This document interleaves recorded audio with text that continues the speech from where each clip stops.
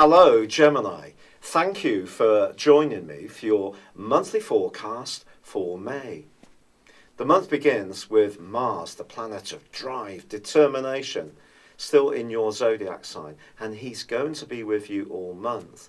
This can see you really dynamic, and there's some splendid opportunities in its links, certainly with Uranus in the last week of this month, to really dazzle people with your inventiveness and an appreciation of the long-term picture, but in a much fresher and vital way.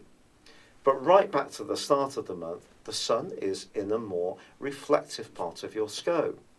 But this isn't going to be the major feature as this month begins, because your ruler Mercury, which has of course been in retrograde, does go forwards on the 3rd, but in the brightest and most sociable part of your scope. Also Venus, the planet of love and affection, which itself had been through a retrograde last month, well, that's gone back into your sector of group and sociable interaction. So with these two influences there, although the Sun ordinarily would point you more towards looking inwards and thinking about the past year and what it's meant to you, I think there is going to be a lot of buzzing activity for you. Yet the Sun is forging a very tender link with Neptune in the first week. This is interesting. I think it's possible that when it comes to your career, some subtlety can be very important to your progress. It could be that someone that you encounter can give you some information or guide you in a gentle but very informed way. Look out for a wise owl like this. They may not want anything from you, it just may be someone who really is a decent character, or perhaps you're going to play the role of mentor to someone else. If you are involved in any kind of spiritual or healing kind of work, this first week of this month can be excellent for you. Your ability to network and reach out to others, as well as attend to your duties in a way which is sensitive and empathetic to others, is really going to be heightened. And yet there is a quarter moon on the 3rd, and in the following week it would be possible to perhaps take too much notice of a little bit of gossip or information which is doing the rounds. Steel yourself to avoid getting into this, because there's so much exciting stuff coming for you. If there is someone who's being a little unkind, just leave them to it. Now by the 10th there is a full moon. This full moon by its very nature is quite psychological, because it's emphasising the Sun in the 12th house, but the full moon itself is in the 6th house. The area which is very much to do with your body, your life organisation, your health and fitness, and to do with your work. And it's possible that you may need to just be mindful of some of the politics that do affect some organisations or situations. Now Pluto, the planet of death, which itself went into a retrograde last month on the 19th, is actually forging a really helpful link to this full moon. This can help you to decipher something which can really help to inform your progress in a wonderful way over the next few weeks. So this can work out well for you. However, Mars then goes into, from the 15th, a tense angle to Pluto.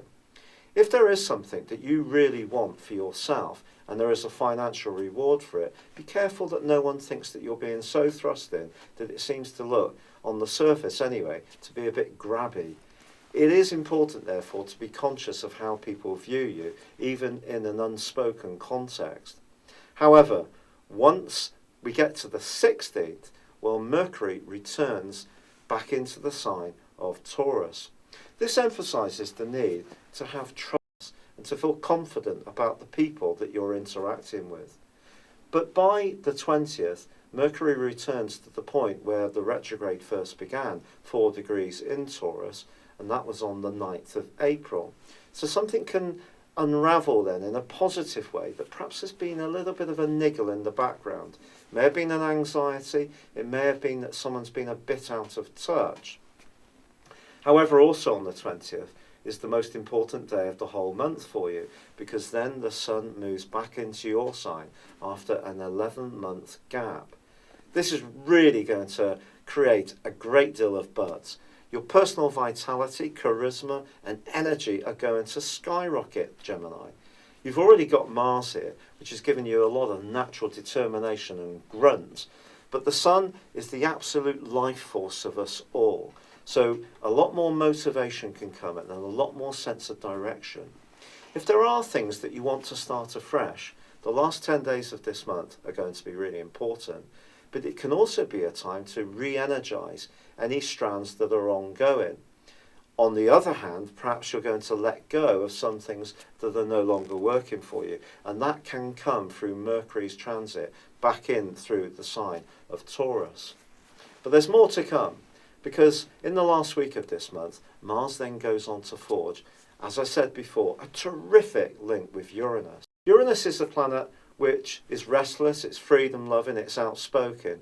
But for you, it's connected you with some unusual but wonderful people for many years now, since 2011.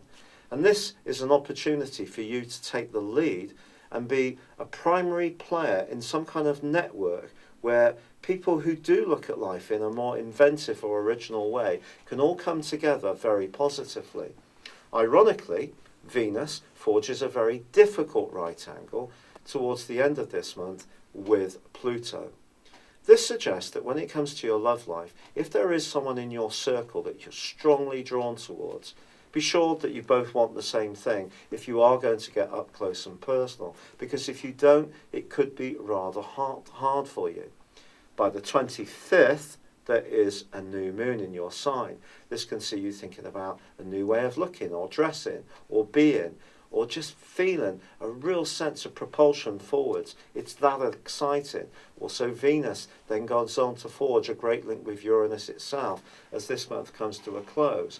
If one friend is not perhaps quite the right option for you in terms of your future romantic, intimate needs, there could be someone else who can enter your orbit as the month comes to a close, but in a very exciting way.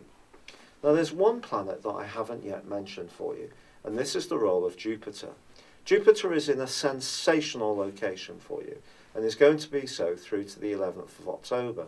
But of course, he has been tracking backwards and continues to do so this month, and right through the month is forging an obtuse angle to Neptune, the planet of dreams. It's therefore vitally important that when it comes to your creativity and your hopes and wishes, that you are realistic when you think about how these can be fitted into the wider world and how people will receive that information or the plans or projects you have. So it's about keeping some of your energy and your feet very much on terra firma, but there's definitely an opportunity to really attack life this month in a very positive way, and a lot of it can be to do with how you network with other people. It's been a real pleasure being with you. Thank you for joining me. Good luck, and goodbye for now.